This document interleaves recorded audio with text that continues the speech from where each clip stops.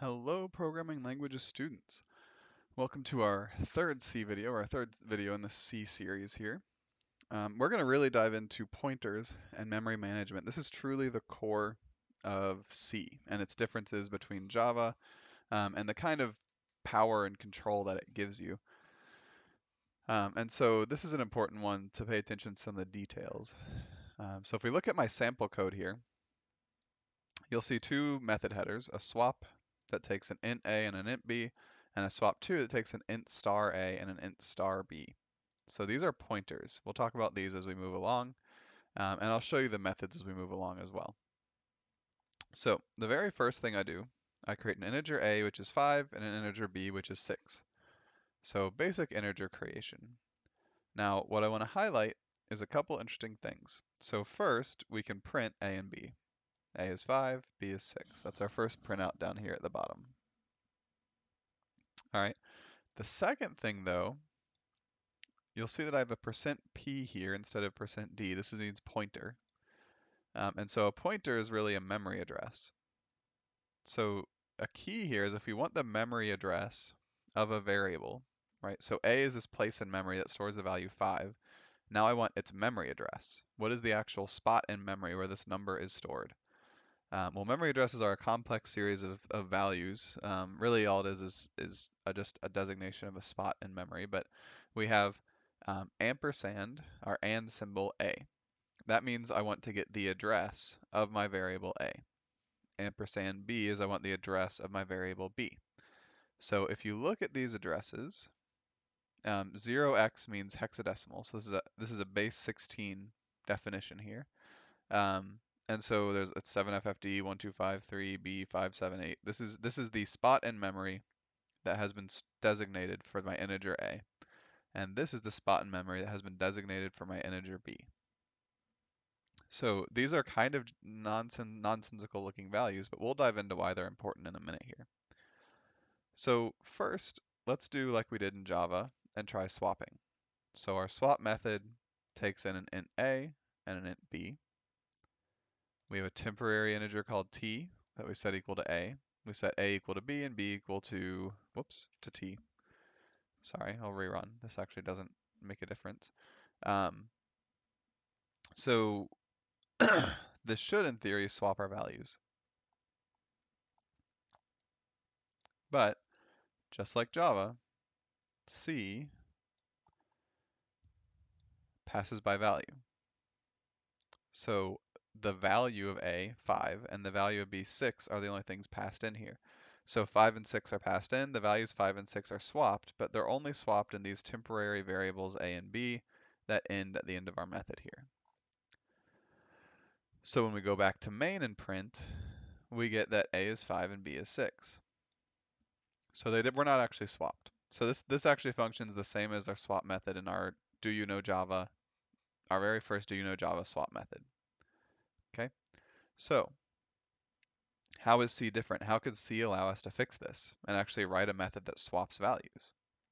Well, we can create what are called pointers. So int star C. This means I want to make an integer pointer and I'm calling it C. So star means pointer. It also means something else later that we'll talk about. But star is a pointer, so I want C, which is a pointer. When I declare it, int star C means pointer. And I'm setting it equal to ampersand A, the address of A, right? And I set an int pointer D equal to the address of B. And then just to show you this works, my printout 4 here is C and D. C and D are pointers, so I use %p. And if I look at the values of C and D, you'll see that these are the exact address values of our variables A and B. So now the contents of the memory of our C pointer is the address of A. Contents of the memory of our D pointer is the address of B. So these are now pointing to the addresses of the actual spots in memory where these variables are. So if I call swap2 on C and D, and again note that swap2 takes init pointers in, I take those pointers, and this is another key, I dereference them. So when I'm declaring a variable, star means create a pointer. When I'm using the variable, star means dereference. In other words, I want to get the value stored at the address pointed to by this pointer. So star means something different when you declare a variable and when you use the variable. So in other words, this line, int t equals star a, I'm setting the integer t, a new temporary integer, equal to the contents of the memory at the address pointed to by a. Well, if we look at the value passed in here, this is the address of the variable a. Um, so I'm going to rerun my code. I'm not sure why the add posted on top of it. And now that I've reran it, you'll see that A and B are stored in different memory locations. This is not consistent across various runnings of our code, but um, we take our contents of A and contents of B. We take the value stored in this address, which right now is 5, and store it in our variable t. We then take the value stored in this address and set it equal to the value stored in the B address. So I set the value stored in A equal to the value stored in B. So that essentially sets A equal to 6.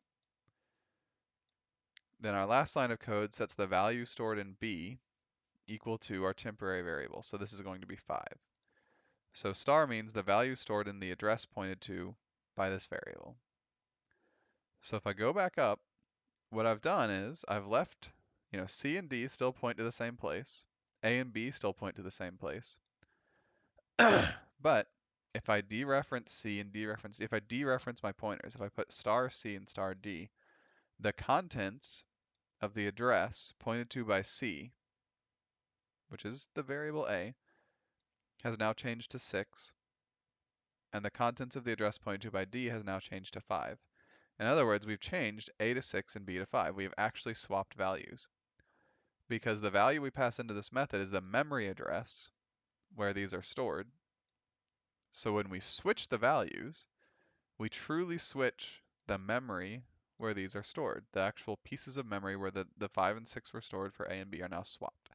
And so we can build the swap method that swaps these two by getting their addresses, passing the addresses in, and then swapping the values of the things at the addresses that we passed in. So this is kind of what C gives you. It's a little bit complicated, so you may want to watch it another time, but the idea is we get the actual address of our integer values, we pass it in, we swap the contents of those memory addresses, and therefore when we get out of the method, we have actually truly swapped A and B. So swap2 truly swapped these values. This is called this is called basically we're passing information and we're swapping by reference. This is a reference. These addresses are references to the actual addresses of the variables in our main method. So we're referencing the actual the actual addresses here. Note that I'm a big fan of C++. We're going to stick with C here, but C++ has an even nicer way of doing pass by reference. You can look it up online, but it allows an even more direct way of really what it is it's a different writing style. So you can write a method that looks much more similar to this, but truly swaps values. And so that's called pass by reference. And we'll talk about pass by reference a little bit more later on as well. But that's kind of the key.